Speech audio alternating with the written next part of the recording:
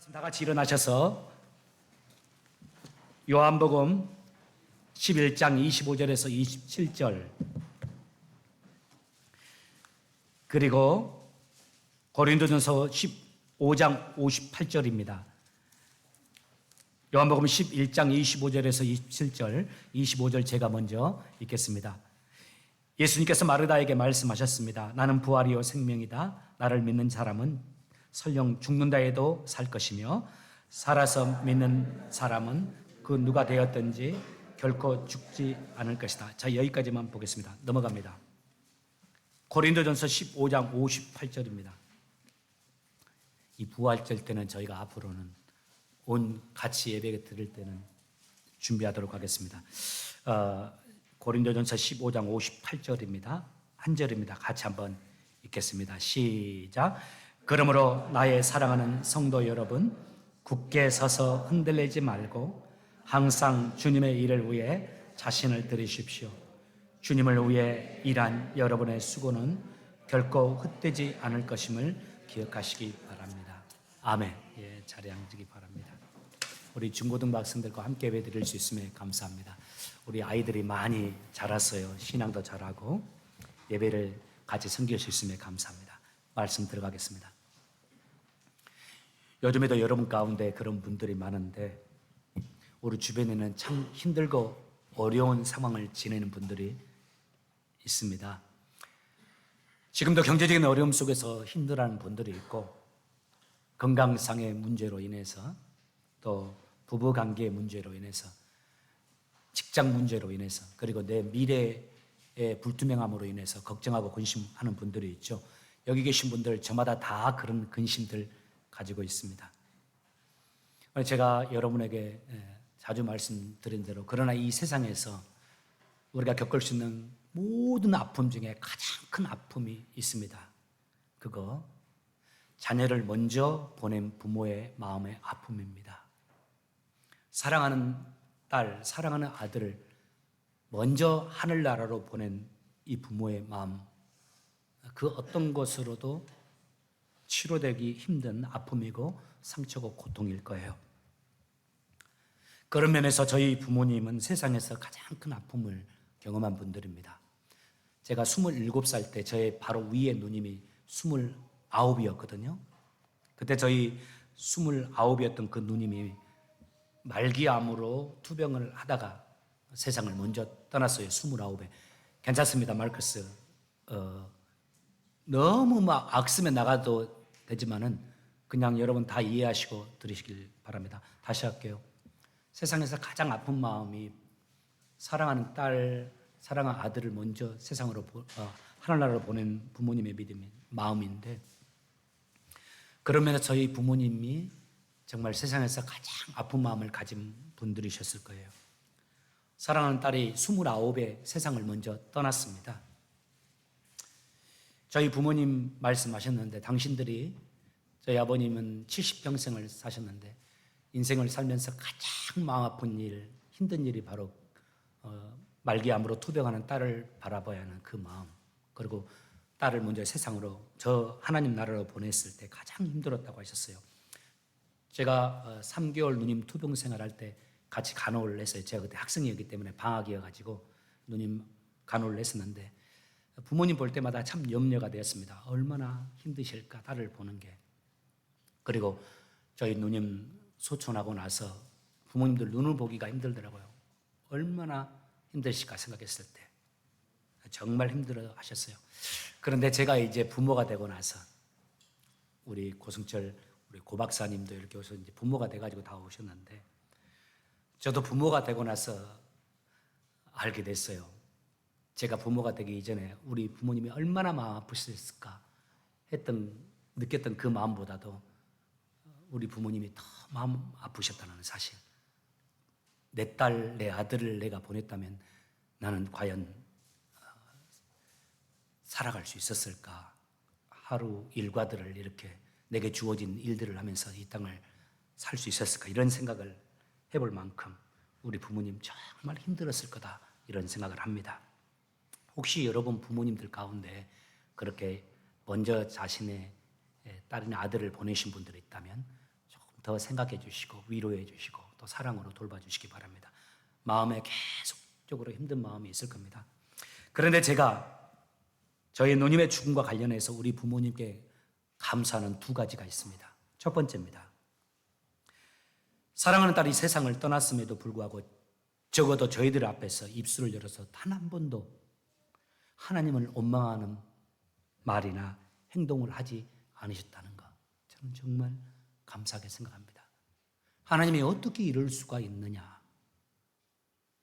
하나님, 그렇게 하나님 사랑하는 착한 딸인데 어떻게 그 하나님 우리 딸을 데려갈 수 있냐, 이런 말씀들 하지 않으셨어요.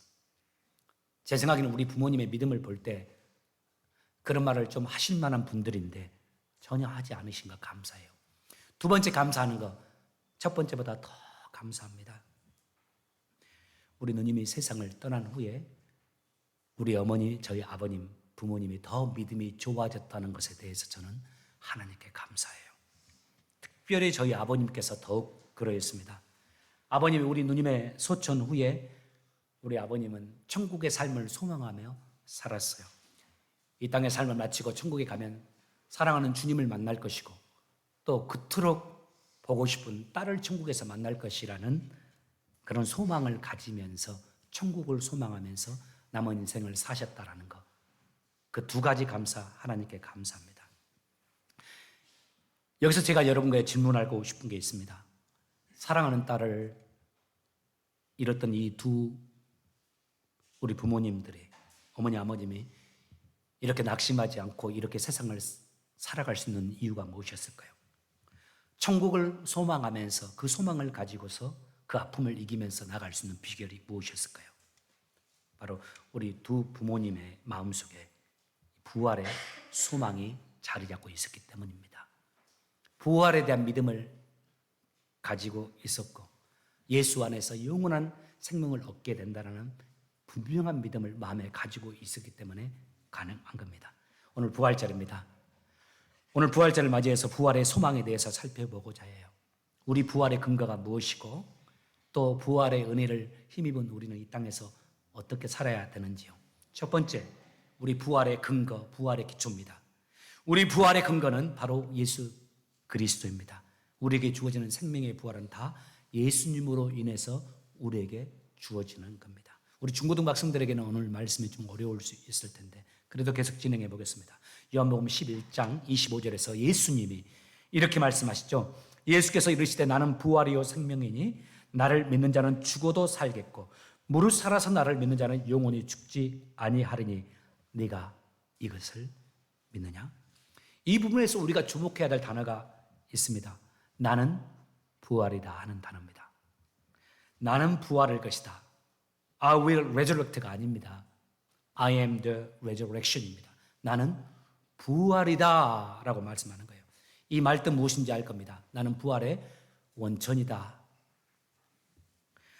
예수님이 죽음을 깨뜨리시고 부활하실 하나님이실 뿐만 아니라 그분 안에 부활의 능력이 가득 찬 분이라는 사실입니다. 그리고 그 이유를 뒤에서 설명하죠. 나는 생명이기 때문이다. 나는 부활이고 생명이다 라고 말씀하신 거죠. 여기서 우리가 중요한 질문 하나 할 수 있습니다.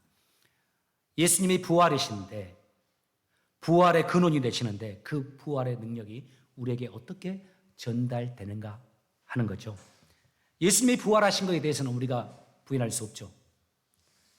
세상 교회 다니지 않는 사람들 가운데도 일부는 예수님이 십자가에 죽으시고 부활한 것을 믿는 사람들이 꽤 있습니다.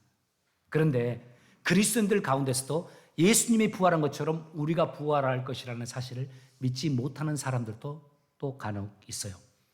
우리가 어떻게 부활하는지 25절에서 말하죠. 나를 믿는 자는, 주님이 말하는 겁니다. 나를 믿는 자는 부활할 거라고요. 또 26절에서 또 반복해서 말하죠. 나를 믿는 자는. 로마서 6장 3절과 5절에서 주님이 이렇게 말합니다. 여러분은 우리가 그리스도 예수와 연합하는 세례를 받았을 때 그분과 그분의 죽음과 연합하는 세례를 받았다는 사실을 알지 못합니까? 5절에서 우리가 그리스도와 연합하여 그분의 죽으심에 참여했다면 그분과 연합하여 그분의 부활에도 참여할 것이라는 것이 확실합니다. 우리가 세례를 받을 때 예수 그리스도를 나의 구주로 영접하고 예수님의 죽으심과 예수님의 부활을 믿음으로 고백할 때 영적으로, 우리 눈에는 보이지 않지만 영적으로 주님과 연합이 일어납니다. 그 연합이 이겁니다. 하나가 되어지는 건데, 십자가에 달리신 예수 그리스도의 십자가가 내 것이 되죠. 십자가와 연합이 되어지고, 부활의 사건도, 부활도 나의 사건이 됩니다. 부활도, 예수님의 부활도 나의 부활이 되는 것이죠. 우리의 신앙의 핵심이 이겁니다. 예수 믿어? 라고 물어보잖아요, 사람들이. 그때 예수 믿습니다. 뭘 믿어? 물어보면 여러분 뭐라고 할까요? 크게 두 가지로 대답하면 됩니다. 예수님이 나를 위해서 죽으심을 믿습니다. 두 번째, 예수님이 다시 사심을 믿습니다. 우리 신앙의 핵심 이거죠. 예수님이 나를 위해서 죽으심을 믿는 겁니다. 그리고 나도 예수님처럼 부활할 것을 믿는 거예요. 우리가 매주일 신앙 고백 오늘 또 했습니다마는 사도신경의 두 가지가 맨 마지막에서 우리가 두 가지를 고백합니다. 첫 번째, 죄를 사여 주신 것과, 그 다음에 뭐가 있습니까? 몸이 다시 사는 것과, 그 다음 영원히 사는 것을 믿습니다. 오늘 아침에 저는 여러분에게 또 도전하고 싶습니다. 혹시 이곳에서 예배하는 분들 가운데 혹시 예수님을 마음으로 영접하지 못한 분들이 있다면 여러분 영접할 수 있기를 바랍니다.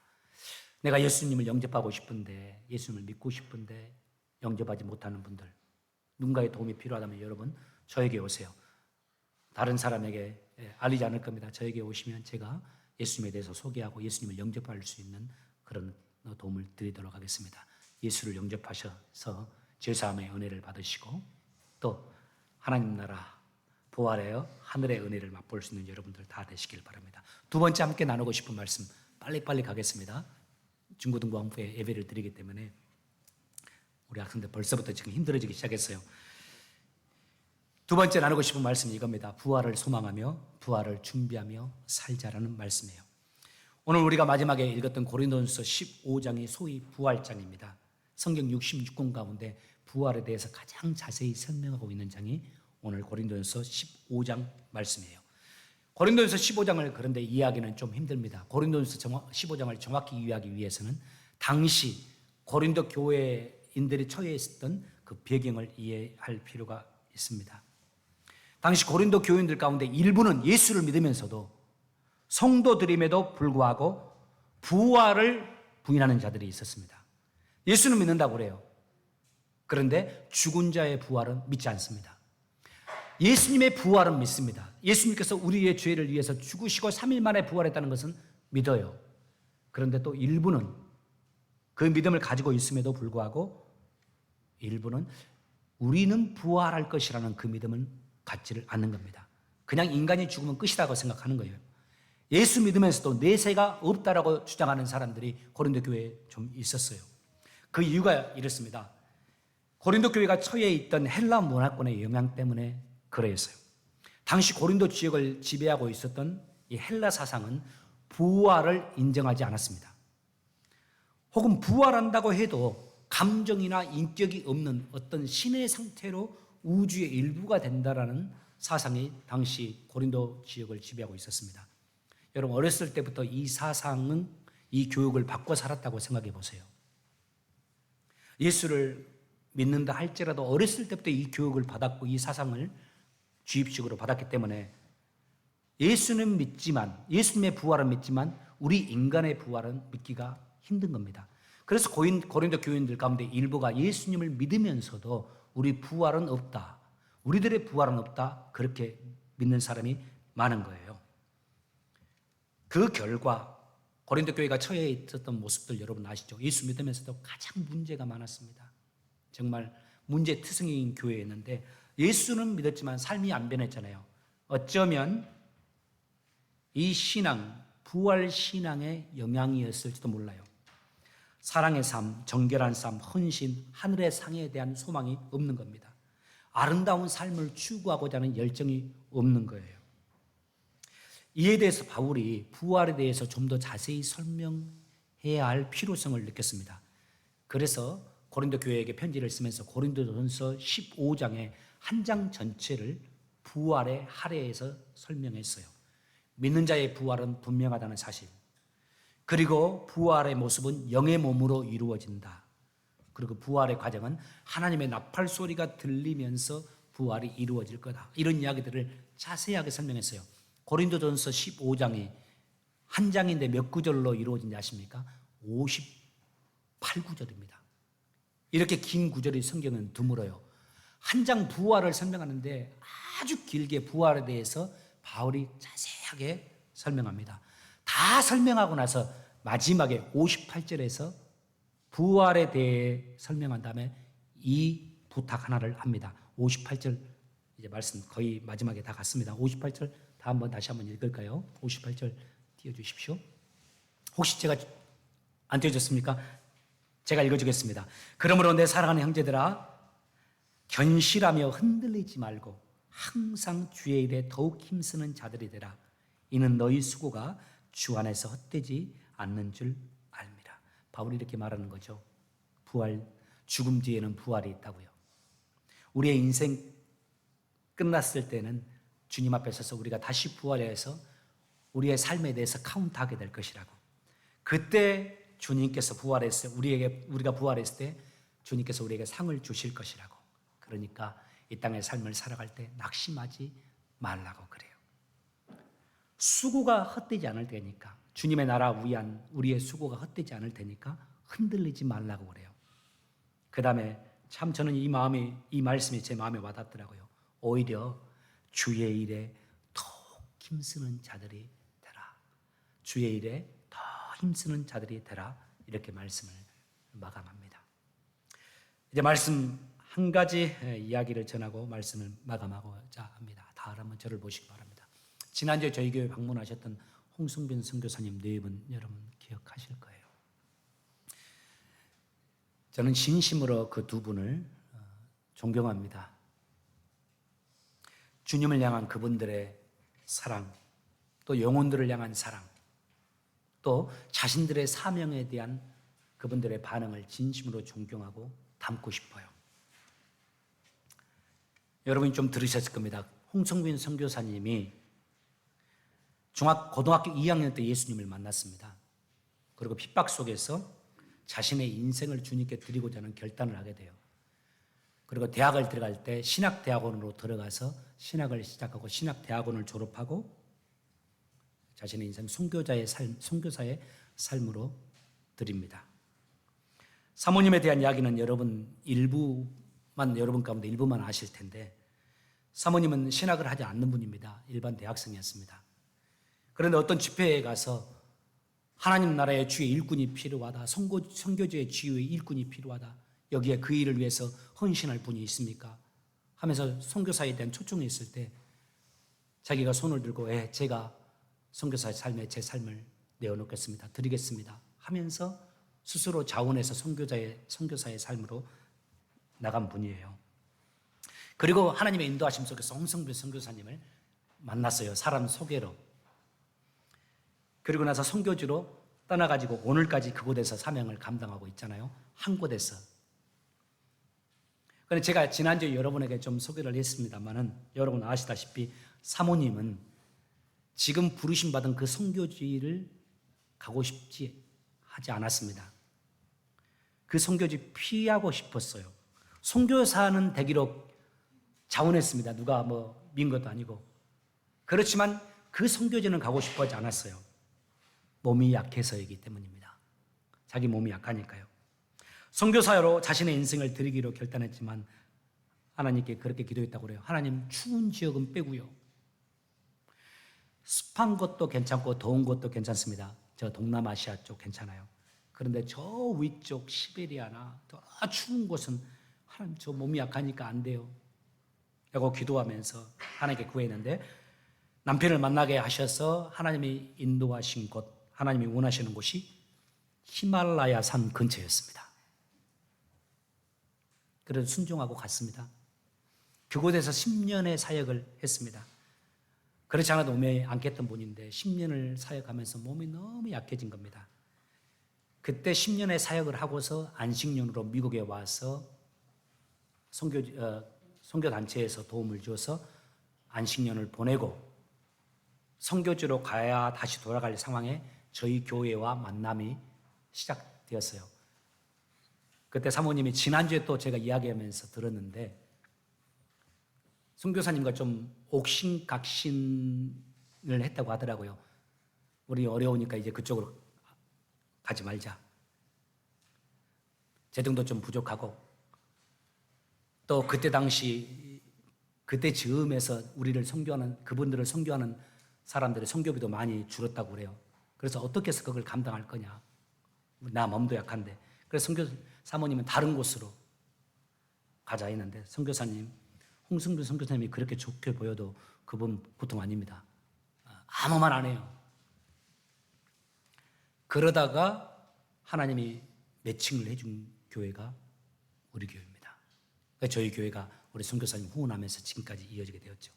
그때 2015년도에 저희 교회와 만났는데 저희 교회 방문하고 얼마 되지 않아서 다시 선교지로 떠났는데요. 그때 제가 사모님께 질문했었어요. 사모님, 10년 동안 그 선교지에 계시면서 힘들었는데 몸이 약해졌다고 했는데 지금 어떻습니까? 가고 싶은 마음입니까? 했더니 사모님이 솔직히 자기는 진짜 너무너무 끔찍하대요. 가서 또 자신이 감당해야 될 일이 그리고 내가 그곳에서 또 앞으로 사역을 할 때 어떻게 얼마나 힘들지를 알기 때문에 자기 몸이 약하니까 정말 가고 싶지 않다고. 그런데 하나님이 나를 그곳으로 부르신다는 것을 원하신다는 것을 알기 때문에 가겠다고. 그리고 가셨어요. 그리고 코로나 3번 걸렸대요.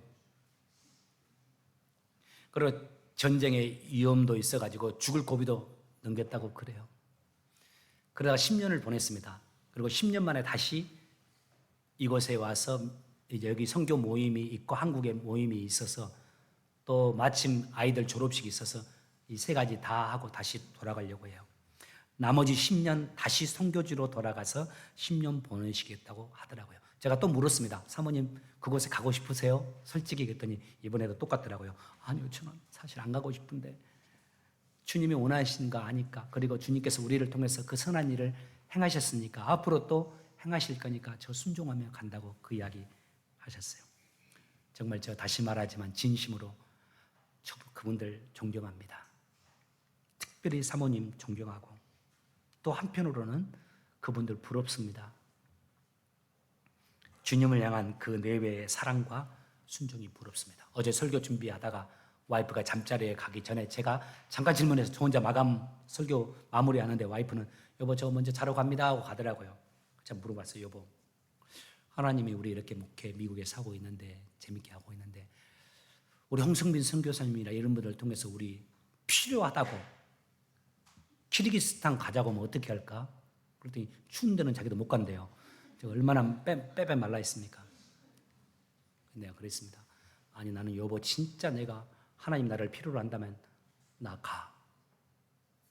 당신 죽어도 나 가. 내가 그런 이야기 했어요. 안 부를 겁니다. 이 땅에서 그분들의 삶은 분명 고단하고 힘든 삶입니다.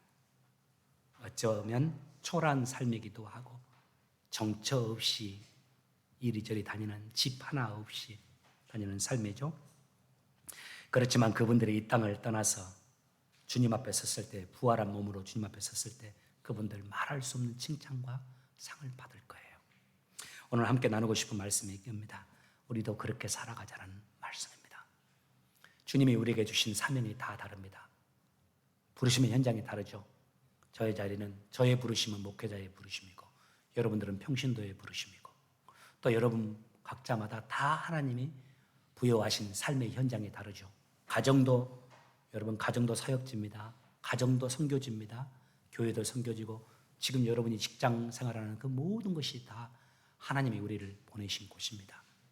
그곳에서 하나님의 마음을 가지고 홍성빈 선교사님 네 분이 하나님 말씀에 순종하면서 아멘하고 가듯이 우리들도 우리를 부르신 곳에서 정말 주님이 원하시는 모습으로 주님이 기뻐하는 모습으로 아름답게 섬기면서 부활을 준비해 가는 그런 삶을 살아가시는 여러분 되시길 예수 이름으로 축복합니다. 우리 다 같이 자리에서 일어나셔서 찬송하면서